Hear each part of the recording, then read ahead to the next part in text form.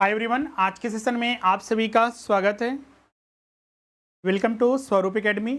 आज की इस वीडियो में हम लोग बहुत ही महत्वपूर्ण टॉपिक पर चर्चा करने वाले हैं। वह है झारखंड में सहायक आचार्य के जो पदों पर 26,000 जो नियुक्ति होने वाली है, उसी से संबंधित जो हम लोग सिलेबस डिस्कस कर रहे हैं, उसमें आज हम लोग 6 to 8 में जो SST का सब्जेक्ट है पेपर 4 का, जिसमें कि आज हम लोग सिलेबस को विस्तार से चर्चा करेंगे। इतिहास का और नागरिक शास्त्र का, हिस्ट्री का, पॉलिटिकल साइंस जो सिविक्स है, उस पर हम लोग विस्तार से चर्चा करेंगे। साथ ही इस वीडियो में हम लोग देखेंगे कि इसकी हमकी तैयारी कैसे करनी है, और कुछ अगर एडिशनल कुछ बुक्स वगैरह पढ़ने हैं, या फिर आप हमारे जो संस्थान में लाइव क्लासेस में या फिर स्टडी मटेरियल के माध्यम से कैसे तैयारी कर सकते हैं, उस पर आज की इस वीडियो में हम लोग विस्तार से चर्चा करेंगे।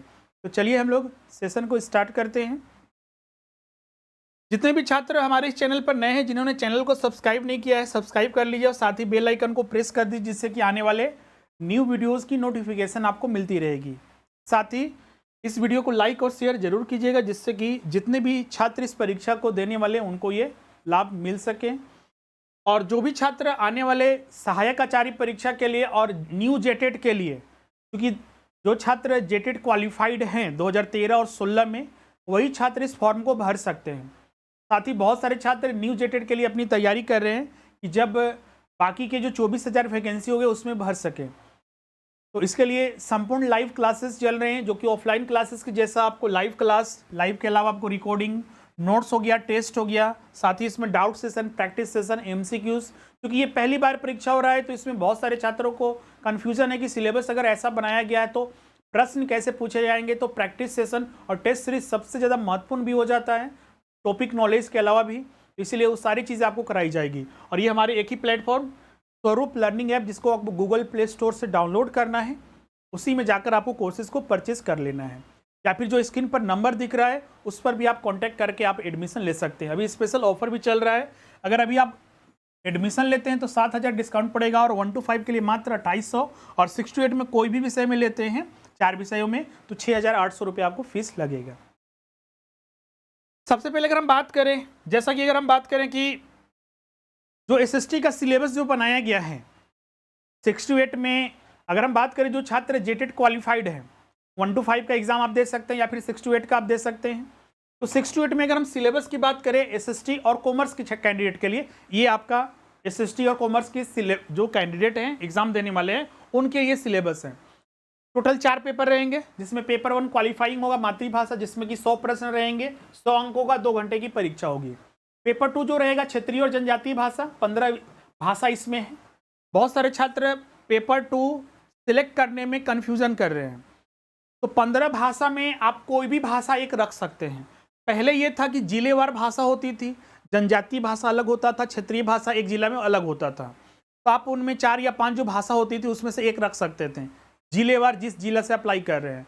क्योंकि इस बार जो नियुक्ति हो रही है पूरे जिले भर में, 24 जिले में आप एलिजिबल हैं, किसी भी जिला में आप नियुक्ति पा सकते हैं। तो इसलिए 15 जो ये भाषा, ये राज्य स्तरीय भाषा है, कोई भी एक भाषा आप रख सकते हैं। आप पहले क्या लिए थे जेटेट में, उससे कोई मायने नहीं रखता है।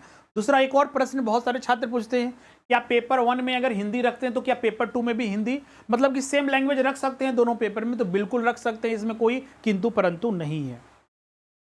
तो 15 भाषा में से पेपर 2 में एक भाषा आपको रखना है। इससे 100 प्रश्न रहेगा, 100 अंक का, 2 घंटे की परीक्षा होगी। ये मेरिट वाला पेपर है। पेपर 1 तो आपको क्वालिफाइंग पेपर है, जिसमें कि 33% आपको लाना है, उसके अंक फाइनल मेरिट लिस्ट में नहीं जोड़े जाते हैं। पेपर 3 जो कि सभी कैंडिडेट, चाहे वो 1 to 5 दे रहे हो पेपर, या फिर 6 to 8 दे रहे हो, तो ये GK GS सभी को पढ़ना है। किसी भी विषय के छात्र आप हैं, कोई मतलब नहीं है, ये पेपर 3 सभी को पढ़ना है। 100 प्रश्न रहेगा, 100 अंक का, 2 घंटे की परीक्षा होगी। पेपर 4 आ गया, सामाजिक विज्ञान और वाणिज्य के कैंडिडेट जो अपना विषय जिसमें आप अप्लाई करना चाहते हैं, उसमें आपको यहाँ पर सिलेक्ट करना है। यहाँ पर 7 विषय दिए गए हैं, इन 7 में से कोई आपको 3 विषय रखना है। 7 विषय में अगर कोई कैंडिडेट जो इतिहास रखता है, भूगोल रख सकता है, नागरिक शास्त्र, कोई कैंडिडेट हो सकता है कि इकोनॉमिक्स रखे, लेखा शास्त्र रखे, व्यवसाय अध्ययन रखें, कोई छात्र हो सकता है भूगोल, नागरिक शास्त्र और समाजशास्त्र रखें। मतलब ये 7 में से कोई आपको 3 रखना है। तीनों सब्जेक्ट जो रहेगा उसमें से 60 प्रश्न आएंगे, तो 60 × 3 3 180 प्रश्न रहेगा, 180 अंक का, 3 घंटे की ये परीक्षा होगी। क्लियर है? तो ये आपका पेपर रहा। अब इसी में पेपर 1 का तो सिलेबस हम पहले के वीडियो में चर्चा कर चुके हैं। पेपर 2 का भी कुछ कुछ का विषय का हमने सिलेबस चर्चा किया है, अगर नहीं हुआ है तो और भी आगे आपको चर्चा किया जाएगा। पेपर 3 का भी सिलेबस जब नोटिफिकेशन आया था उसमें विस्तार से चर्चा कर चुके हैं। इसके अलावा शाम में 7 बजे से आज से आपका लाइव पेपर 3 का ऑनलाइन इसी प्लेटफॉर्म पर हमारे यूट्यूब चैनल पर फ्री क्लासेस चलेगी। तो ये जो MCQ टाइप के होंगे और टॉपिक नॉलेज के आधार पर भी होगा, तो आप उसमें देखिएगा। पहले भी वीडियो बनाएं और भी इसमें आपको डिटेल में बताई जाएगी। अब यहाँ पर बात करते हैं पेपर 4 में। तो पेपर 4 का सिलेबस तो हमने शॉर्ट में डिस्कस किया था। अब हम लोग यहाँ पर विस्तार से एक एक करके, जैसे कि आज हमने 2 विषयों को रखा है, एक इतिहास को और एक नागरिक शास्त्र का सिलेबस को। तो आज जो जिससे कि 60 मतलब कि 120 प्रश्न पूछे जाएंगे, तो आप समझ सकते हैं कि ये बहुत ही महत्वपूर्ण हमारे लिए है। तो इसका सिलेबस डिटेल में क्या है, तैयारी कैसे करें, प्रैक्टिस कहाँ से करें, और जो अभी एग्जामिनेशन होने वाला है उसके लिए हमें क्या किन किन बातों का ध्यान में रखना चाहिए, उन सभी पर विस्तार से चर्चा करेंगे। उसके बाद बाकी भूगोल का सिलेबस, समाजशास्त्र का, अर्थशास्त्र, अकाउंटेंसी, व्यवसाय अध्ययन, इनका भी सिलेबस एक एक करके हम डिस्कस करेंगे। सिलेबस तो हमने बता दिया है, उसी का विस्तार में यहाँ पर सिलेबस दिया हुआ है। जैसे पेपर 2 में 15 भाषा में कौन कौन भाषा है, ये तो फॉर्म भर रहे होंगे तो उसी समय आपको पता चल जा रहा होगा कि कौन कौन सा विषय रखना है आपको।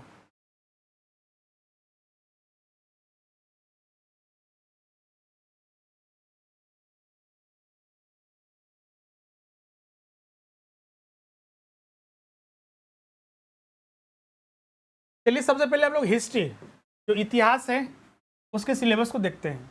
क्योंकि ये परीक्षा ग्रेजुएट लेवल पर हो रही है, तो इसमें सिलेबस जो शामिल किया गया है, ये चूंकि नया सिलेबस जो आयोग ने जारी किया है नोटिफिकेशन में, उसके आधार पर चर्चा कर रहे हैं। तो जो आयोग ने सिलेबस जारी किया है उस पर विस्तार से है। तो ग्रेजुएट लेवल का ये मतलब कि परीक्षा है, तो इसलिए ग्रेजुएट लेवल के टॉपिक शामिल किए गए हैं। इतिहास की अगर हम बात करें तो 2 खंडों में इसके सिलेबस को जारी किया गया है।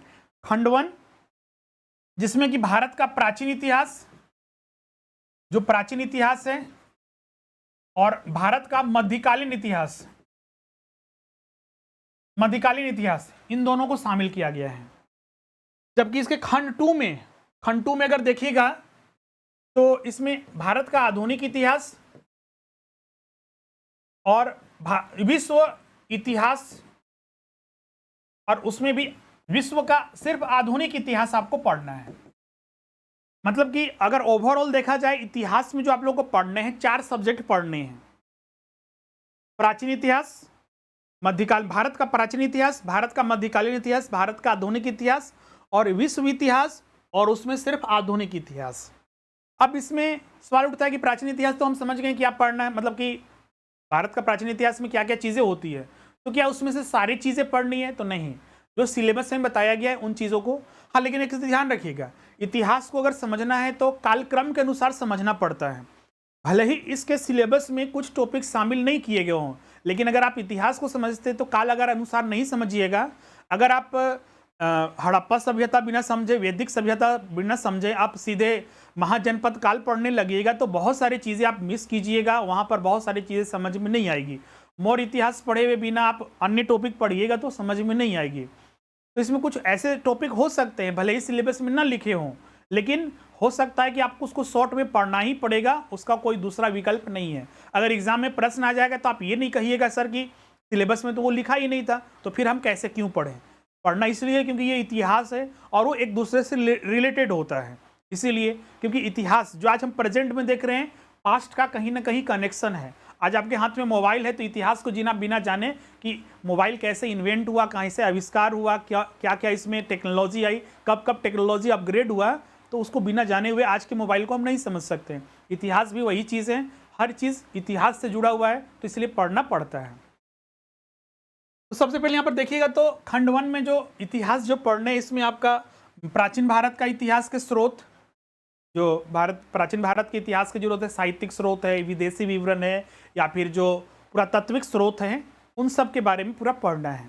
उसके बाद यहाँ पर देखिएगा तो सीधे यहाँ पर देखिएगा तो मगध साम्राज्य, मौर्य वंश और चंद्रगुप्त वगैरह के बारे में। तो क्या बीच में जो चीज़ें हैं, हड़प्पा सभ्यता या जितने भी आपका वैदिक सभ्यता वगैरह है, महाजनपद वगैरह हैं, क्या उनके बारे में नहीं पढ़ना है? तो बिल्कुल पढ़ना है, क्योंकि महाजनपद काल, अगर हम मौर्य साम्राज्य पढ़ रहे हैं तो महाजनपद काल में जो मगध साम्राज्य था, जो उसको बिना समझे हुए चंद्रगुप्त मौर्य साम्राज्य, जो मौर्य साम्राज्य की स्थापना करते हैं, किस तर्ज पर करते हैं।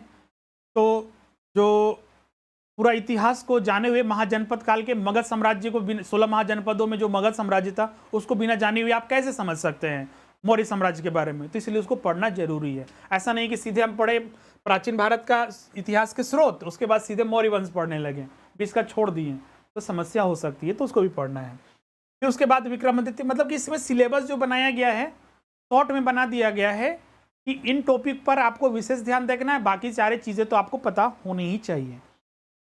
फिर उसके बाद हर्षवर्धन के बारे में, जो हर्ष काल था, इसमें बहुत सारे और भी प्राचीन भारत के इतिहास में आते हैं, उनको भी आपको ध्यान में रखना है। विभिन्न धर्मों के बारे में, जैन धर्म हो गया, बौद्ध धर्म हो गया, हिंदू धर्म हो गया, जो उस समय बौद्ध धर्म का उत्थान हुआ था, तो उन सब के बारे में, इसका विस्तार वगैरह, अशोक वगैरह के बारे में जो है। फिर उसके बाद अरबों का सिंध आक्रमण, कारण क्या था, परिणाम क्या क्या निकले। फिर विजयनगर की स्थापना, इसके बाद फिर बाबर की उपलब्धियां, मतलब कि मध्यकालीन भारत में भी पढ़ना है। तो अरबों के आक्रमण से पहले जो तुर्क आक्रमण थे या फिर जो अन्य आक्रमण हुए, पहली बार जो गजनवी का आक्रमण था, 17 जो आक्रमण किए गए थे, उन सब के बारे में तो पढ़ना ही होगा, उसको आप छोड़ कैसे सकते हैं। इसके बाद फिर शेरशाह का शासन, मतलब कि ये सारे जितने भी मुगल कालीन इतिहास जो थे और मुगल काल से पहले जो दिल्ली सल्तनत था, जितने भी उसमें शासक हुए, उन सब के बारे में भी आपको पता होना चाहिए। फिर उसके बाद अकबर के बारे में, अकबर की जो राजपूत नीति थी, धार्मिक नीतियाँ, उसकी उपलब्धियाँ और उसकी सफलताएं, विफलताएं, घटनाएं, उन सब के बारे में।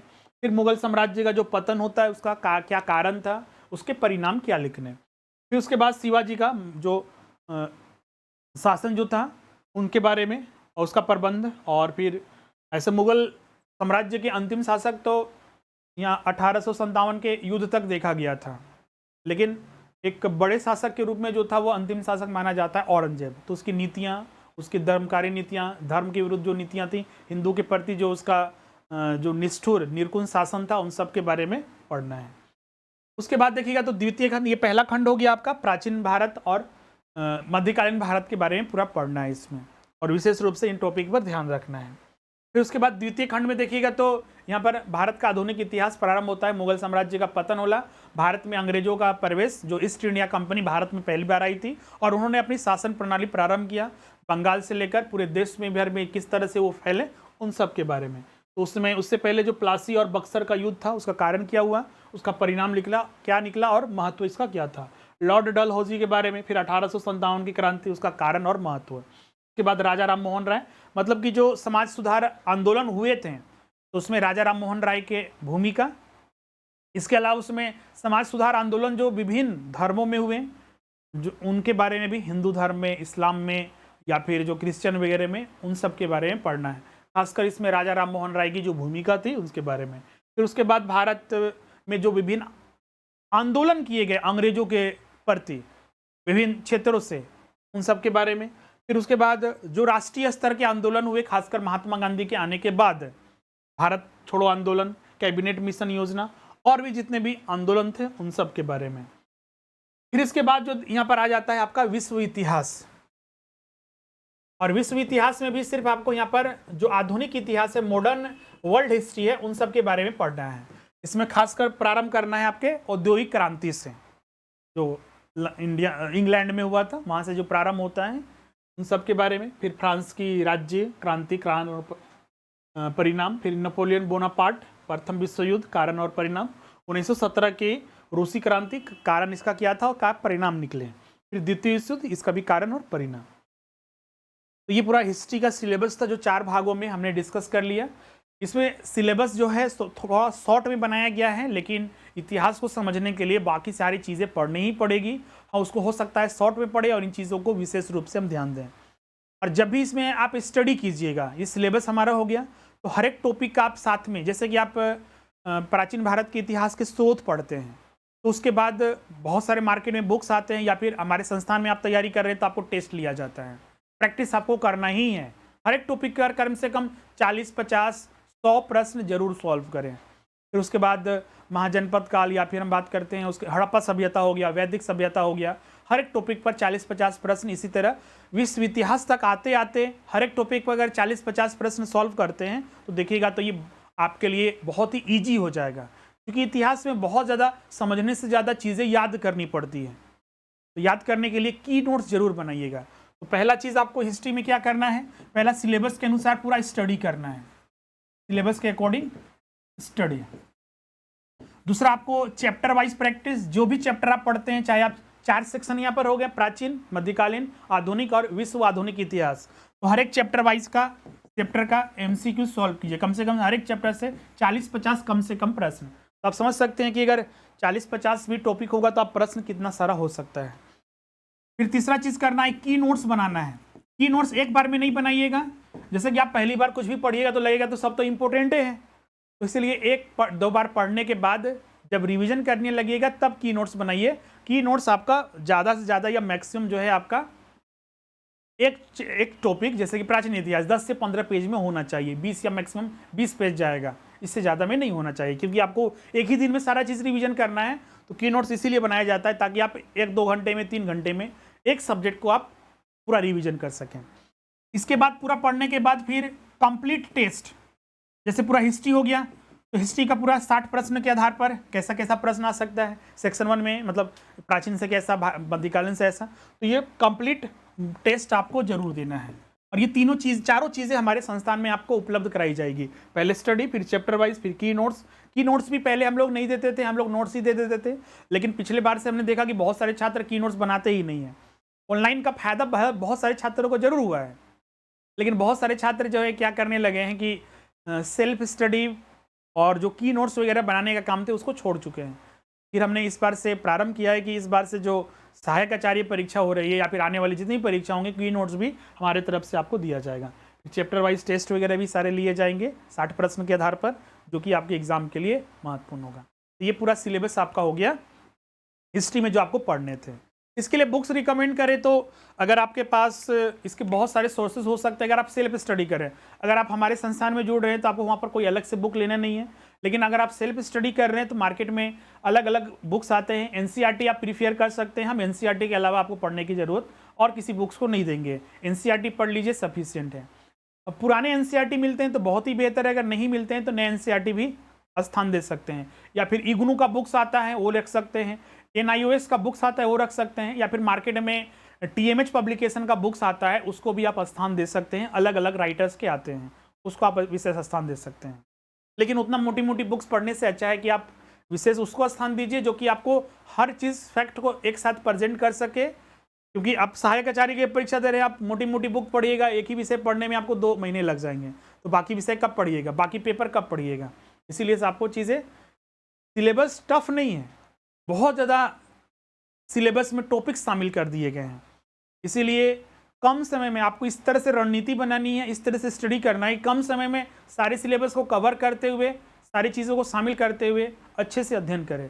वरना अध्ययन करने के लिए तो एक टॉपिक में आप रिसर्च भी कर सकते हैं, PhD कर सकते हैं, लेकिन उसके लिए समय चाहिए। यहाँ पर आपको एग्ज़ाम के लिए समय कम है, उसी के आधार पर आपको तैयारी करनी है। अब चलिए हम लोग आते हैं सिविक्स में, जो नागरिक शास्त्र है आपका, पॉलिटिकल साइंस है, उसमें क्या क्या आप लोगों को पढ़ने हैं। इसका भी सिलेबस देखिएगा तो 2 पार्ट में दिया हुआ है। पार्ट 1 में जो पॉलिटिकल थ्योरी है, जो राजनीतिक सिद्धांत है इसमें दिए हुए हैं, और पार्ट 2 में इंडियन पॉलिटिकल सिस्टम, जो भारतीय राजनीतिक जो संरचना है, खासकर इसमें कॉन्स्टिट्यूशन, संविधान के बारे में पढ़ना है आप लोग को। तो सबसे पहले हम लोग देखते हैं पार्ट 1।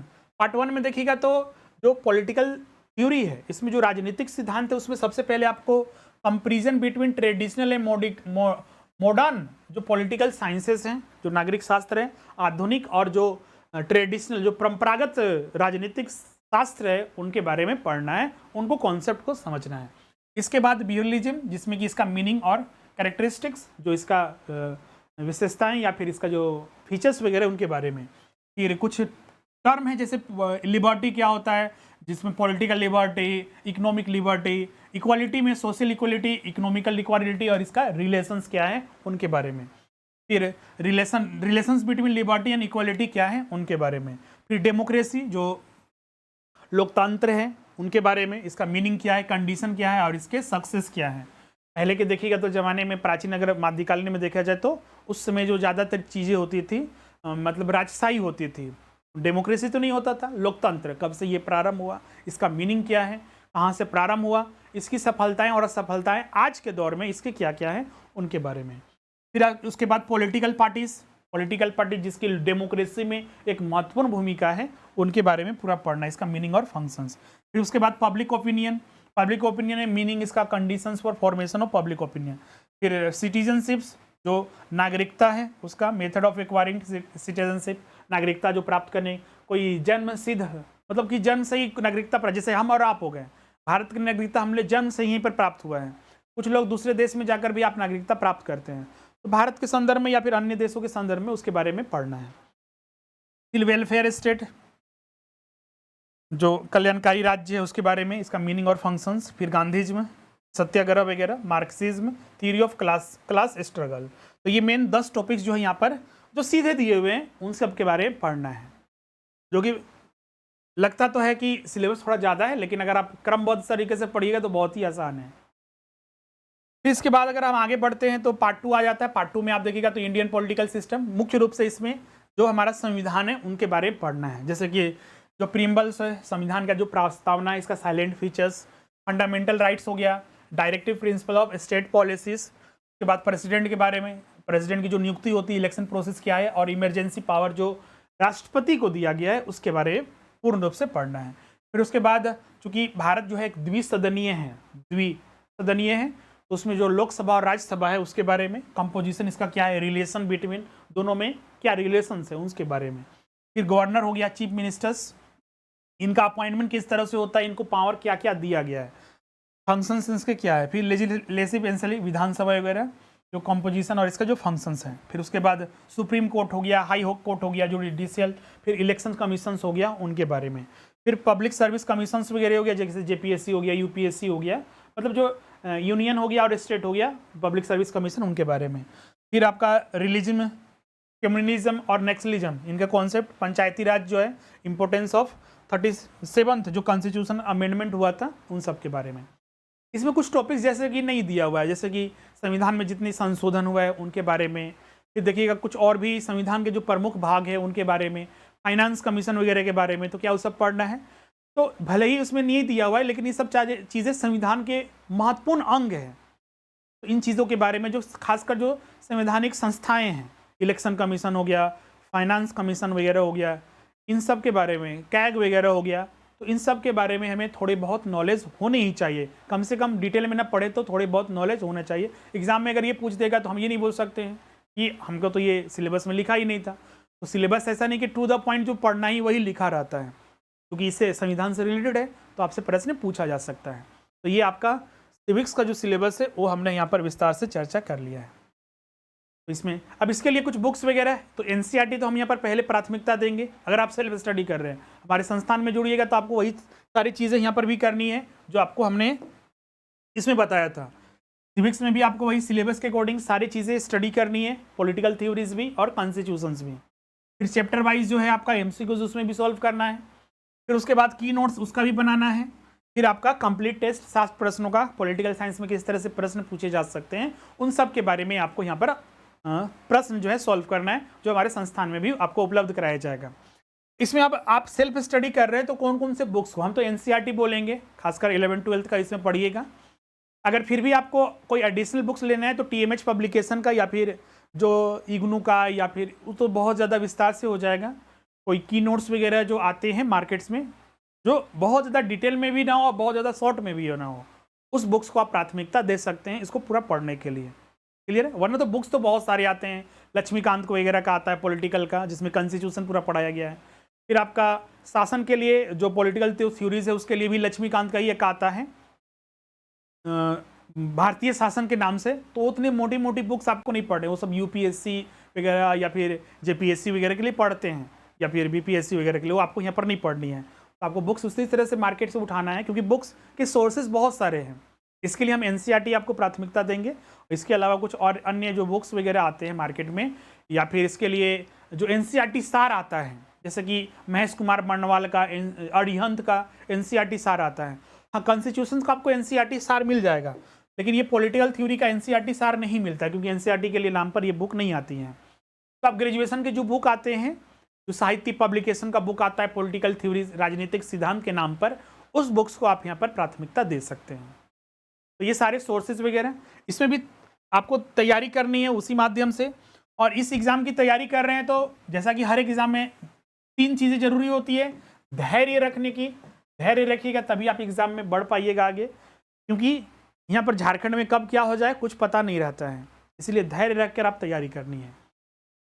दूसरा, आपको कंटिन्यूटी बना कर रखना है। कुछ पिछला बार जब फॉर्म भरा रहा था अगस्त में, बहुत सारे छात्र एकदम कंटिन्यूस तैयारी किए, जैसे ही हाईकोर्ट ने स्टे लगा दिया बहुत सारे छात्र छोड़ दिए, बहुत सारे छात्र तैयारी भी प्रारंभ नहीं कर पाए। तो वो चीज़ें आपको नहीं करनी है। कंटिन्यूटी एग्जाम तक, कभी भी एग्जाम हो, आज न कल इसका एग्जाम होना निश्चित है, फिक्स है, तो बीच में कुछ भी हो जाए तैयारी आपको एग्जाम तक रखनी है। और तीसरा, आपको हार्ड वर्क करना है, वो भी स्मार्ट तरीके से, कि नहीं कि ये नहीं कि बुक उठा लिए, लक्ष्मीकांत उठा लिए, कॉन्स्टिट्यूशन पढ़ना है लक्ष्मीकांत पढ़ना, तो उसको पढ़ने में ही आपको 2-3 महीने लग जाएंगे। तो एग्जाम आप कब दीजिएगा, और एक ही सब्जेक्ट को आप कितना दिन पढ़िएगा, बाकी सब पेपर और बाकी सब सब्जेक्ट कब पढ़िएगा।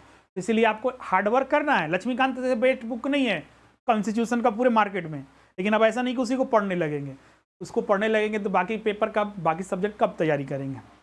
तैयारी भी करनी है स्मार्ट तरीके से कि सारा हमारा सिलेबस भी हो और अच्छे से हो, एग्जाम भी हम पास कर सकें। ये 3 चीज़ों के आधार पर आप आगे बढ़िए, कोई दिक्कत नहीं होगा। एग्ज़ाम में आप 100% क्वालिफाई कीजिएगा, जो सारी चीज़ें इसमें हमने बताया है। बाकी के इसमें चूँकि 7 सब्जेक्ट होते हैं, तो 2 सब्जेक्ट हमने बता दिया आज, हिस्ट्री और सिविक्स। बाकी के अन्य सब्जेक्ट जैसे जियोग्राफी हो गया, सोशियोलॉजी हो गया, बीएसटी हो गया, अकाउंटिंग हो गया, इसके अलावा अन्य जो उसमें टॉपिक्स हैं, सब्जेक्ट हैं, वो भी हम डिस्कस करेंगे अगले वीडियोज़ में एक एक करके। और बाकी लास्ट अनाउंसमेंट यहाँ पर, जो छात्र अभी तक लाइव बैचेस अभी तक ज्वाइन नहीं किए हैं, जल्द से जल्द ज्वाइन कर लीजिए। और अभी इसमें मिनिमम फीस भी पड़ रहा है, 1 to 5 के लिए करते हैं तो मात्र 2800 रुपया। 6 to 8 में SST हो, चाहे कॉमर्स हो, मैथ साइंस हो या भाषा शिक्षक हो, इसमें आपको संपूर्ण तैयारी कराई जाएगी मात्र आपका 6800 में, इसमें लैंग्वेज पेपर को छोड़कर। इसमें आपको क्लासेस कैसे ज्वाइन करना है, तो उसके लिए हमारा जो स्वरूप लर्निंग ऐप है उसको डाउनलोड करना है गूगल प्ले स्टोर से, और स्टोर में जाकर आप कोर्सेज परचेज कर सकते हैं। इसके अलावा स्क्रीन पर जो नंबर दिख रहा है उस पर भी आप अपना नाम और सब्जेक्ट लिखकर व्हाट्सअप कर दीजिए, वहाँ पर आपको रिप्लाई दिया जाएगा। आपको पेमेंट मोड और एप्लीकेशन का लिंक भेज दिया जाएगा, पेमेंट करके स्क्रीनशॉट भेज दीजिए और एप्लीकेशन डाउनलोड कर लीजिए। उसके बाद क्लासेस आपके आज से ही प्रारंभ हो जाएंगे, जो कि आपको बेस्ट से बेस्ट आपको हर चीज़ें उपलब्ध कराई जाएगी। तो आज का सेशन यहीं पर हम लोग एंड करते हैं, मिलते हैं अब नेक्स्ट वीडियो में। अगर किन्हीं का कोई डाउट होगा, कुछ पूछना होगा तो आप हमें ज़रूर बताइएगा।